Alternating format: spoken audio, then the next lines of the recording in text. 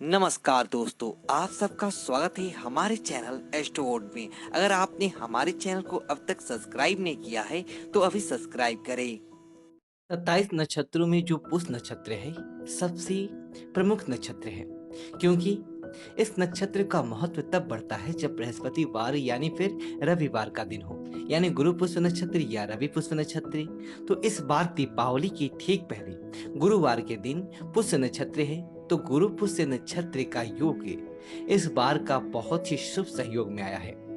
तो गुरु पुष्य योग में धर्म, कर्म, मंत्र जाप, अनुष्ठान, मंत्र दीक्षा, अनुबंध, व्यापार का आरंभ अति शुभ माना जाता है। तो इस दिन आप कोई भी कार्य सिर्फ विवाह संबंधित कार्य को छोड़कर आप कर सकते हैं, क्योंकि विवाह संबंधित कार्य गुरु पुष्प योग में नहीं किए जाते या पुष्प नक्षत्र में नहीं किए जाते।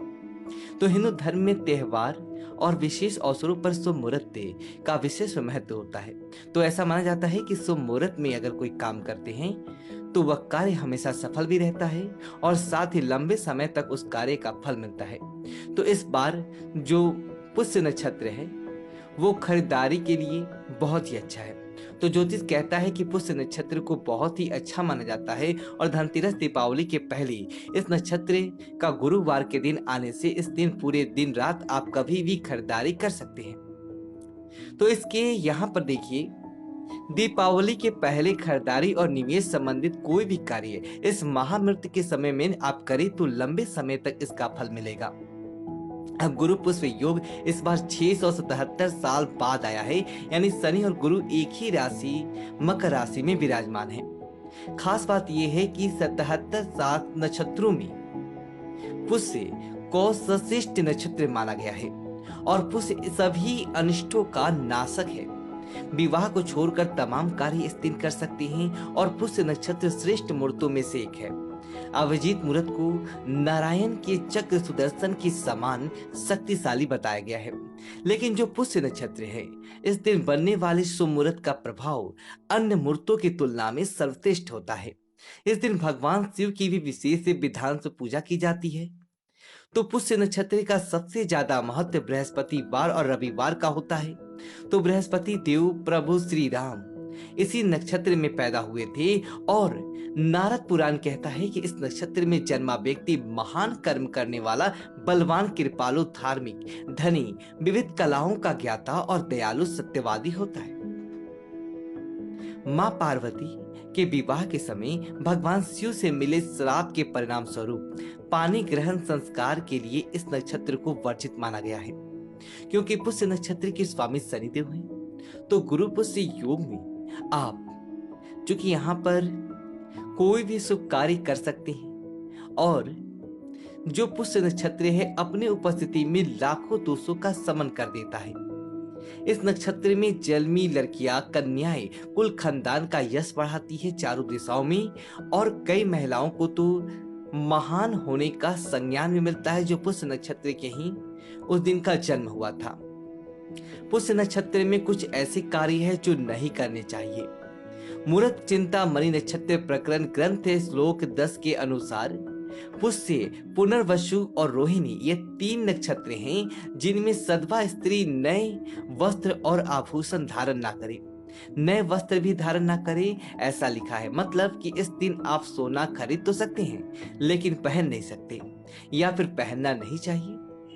अगर हम बात करें तो इस दिन विवाह भी नहीं करना चाहिए, क्योंकि पुष्य नक्षत्र को ब्रह्मा जी का श्राप मिला है, इसलिए यह नक्षत्र विवाह हेतु वर्जित माना गया है।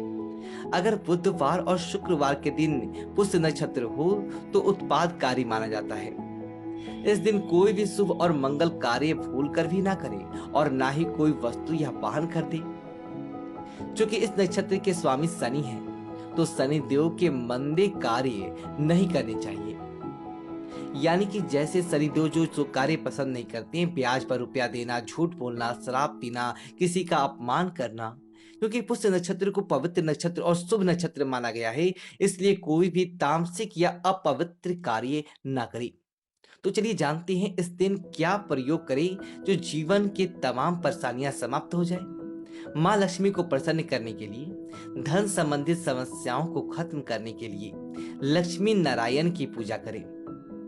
ओम श्रीं क्रीं दारिद्र्य विनाशिनी धन धान्य समृद्धि देहि देहि नमः। इस मंत्र का आप जप कर सकते हैं, जितना ज्यादा हो उतना अच्छा। और शुभ योग में इस मंत्र को जपा जाए तो देवता का नाश होता है। तो गुरु पुष्य योग के दिन आपके घर के मुख्य दरवाजे पर बाहर की तरफ से आप एक स्वस्तिक जरूर बनाइएगा। चाहे तो आप चावल हल्दी की बनाएं या फिर सिंदूर से बनाएं। इस दिन दक्षिणावर्ती शंख की पूजा की जाती है। आपके घर में जो भी शंख है सुबह शाम पूजा करिए, इसको बजाइएगा जरूर। शंख को भगवान विष्णु मां लक्ष्मी का आशीर्वाद प्राप्त है, जो दक्षिणावर्ती शंख होता है। और अपने घर में एक साथ दो शंख ना रखें, इस बात का भी ध्यान रखें। अगर आप अपने कार्यस्थल पर या दुकान में चाहती हैं आपका कारोबार तेजी से बढ़े, तो इस दिन आप संभव हो तो जो छोटा लहू नारियल होता है उसको लाकर अपने स्थापित कर सकते हैं। गाय को अपने हाथों से गुड़ खिला दिएगा, आपके जीवन की मुख्य समाप्ति होगी। गुरु पुष्य नक्षत्र में मां लक्ष्मी की जो चमत्कारी स्रोत हैं, जिसका पाठ करके जो उनकी रचयिता है शंकराचार्य, उन्होंने सोने की बारिश करवाई थी, कनक धारा स्रोत, तो उसका भी आप पाठ करें। जीवन के धन की मुश्किलें समाप्त होगी। तो हम बात करें तो पुष्य नक्षत्र में स्वर्ण खरीदने का प्रचलन है, क्योंकि इस दिन शुद्ध पवित्र और अक्षय धातु के रूप में माना जाता है।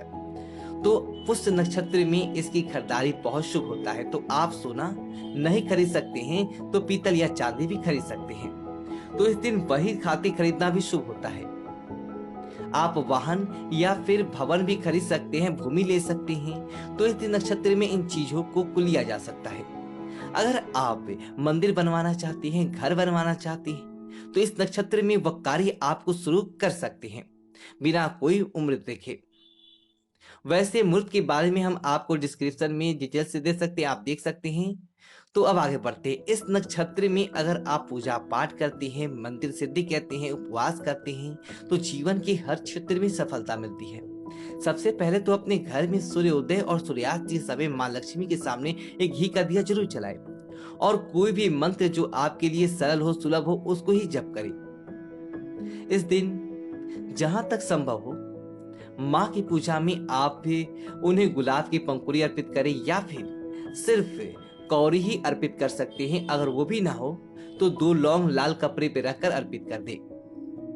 कुछ अच्छी चीजें हर त्योहार पर खाई जाती है और पुष्य नक्षत्र गुरु पुष्य नक्षत्र के दिन दाल, खिचड़ी, चावल, बेसन, करी, बूंदी के लड्डू, इनमें से कोई भी एक चीज आप जरूर खाइए, दान भी कीजिए।